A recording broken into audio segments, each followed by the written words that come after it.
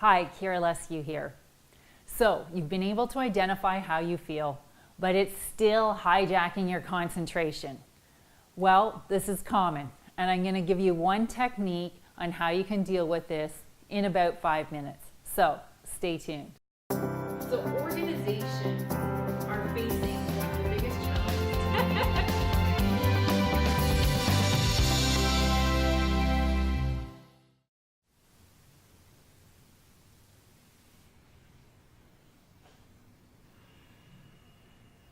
This video is actually part of a whole series on improving concentration.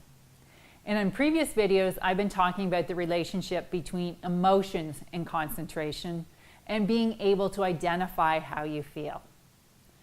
If emotion doesn't have a lot of momentum, so for instance, you catch it early on, then often identifying it is going to be enough to dissipate it and get you back to concentrating.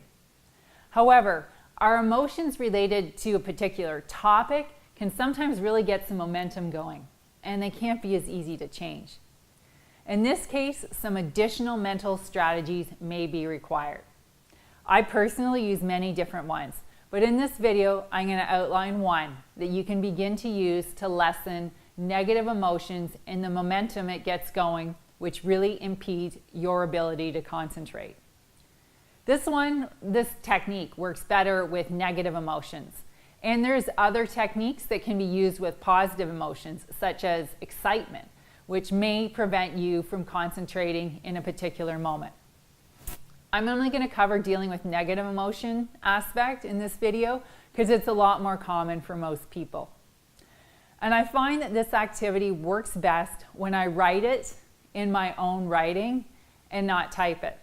There's something about writing it that actually slows us down and helps us to focus and concentrate, which is another huge bonus for improving our concentration.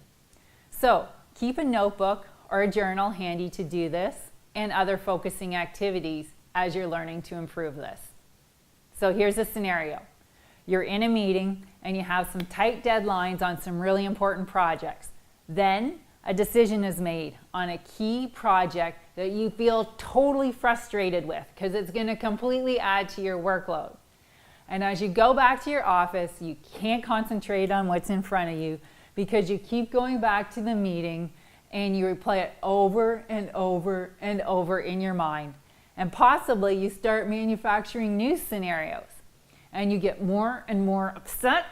And now you're distracted and you're feeling overwhelmed and with your email and phone messages and other things that you need to get done, and oh my gosh, clearly none of this is helping your concentration.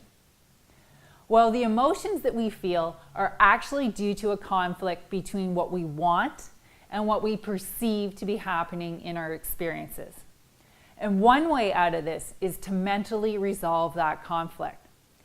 And there's a lot of ways that you can do this. But in this video, I'm going to show you one technique that's one of my favorite ones that I use a lot.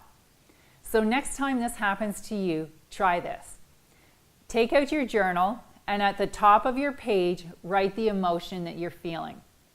In this case, in our example, frustration. Then write on one side of the page, don't want, and write out all the things that you don't want to happen as a result of this situation. Then on the other side of the page, write do want, and then write the opposite, all the optimal or better outcomes that could happen to you as a result of this situation. This helps us to reframe the situation in our minds, but it also helps us to get some positive momentum going, and it also helps us to visualize that end result that we want. So in our earlier example, it might look like this. Don't want. Having extra work to do, not being listened to in decisions, not feeling like I can have influence on decisions that affect me, feeling like my experience is not being taken into account. Now, what do I do want? I want to be able to get my work done at a high level and on time. I want my output to be asked for and valued. I want my experience to be valued when it's relevant. And I want to be concentrated on the project at hand and getting it done on time. Most of this time, this will be enough to relieve some of the emotions that we're feeling that are interfering with good concentration, because we're mentally resolving the conflict that we feel. Sometimes this will work right away, but other times you may have to do it a few times. It depends on how practiced you are at the old thought patterns and the old beliefs and the old emotional patterns, and how quickly you can get your mindset in a different direction. So learning better concentration is a process, and a little piece of it that you can add to it will improve your ability to concentrate.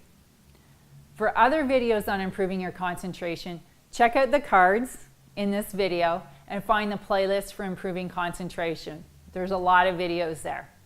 And I'm also going to be offering an online course in developing your own concentration. So stay tuned for that. In the meantime, do your best, leave me comments, let me know what's working, let me know where you're challenged, and remember, you have a choice when you're feeling that conflict. So do something about it. Get out your paper, make a decision, and do the exercise and see if that makes a difference. So if you want to learn more about this, please check out my website for developing skills in mindfulness and action for business professionals at theeagleinstitute.com. The link is in the cards for this video and in the notes below, so make sure you check it out.